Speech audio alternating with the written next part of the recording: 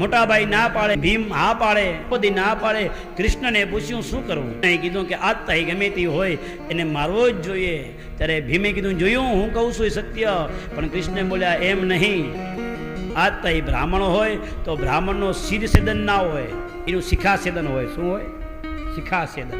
છેદન એટલે કે બ્રાહ્મણની શિખા કાપી લેવામાં આવે તો હત્યા સમાન છે, અને શિખા કાપી લે એટલે મોટા મોટું એનું અપમાન કહેવાય, અને અપમાન કર્યો એટલે એ હત્યા સમાન કહેવામાં આવે. બ્રાહ્મણને અપમાન કરવામાં આવે તો હત્યાનો પાપ લાગે. બોલો, કારણ કહે છે કે બ્રાહ્મણની ખાલી અપમાન કરવામાં આવે કોઈ બ્રાહ્મણનું પણ હત્યા સમાન પાપ લાગે. ભગવાન કૃષ્ણના કહ્યા પ્રમાણે અર્જુને એની શિખા કાપી લીધી.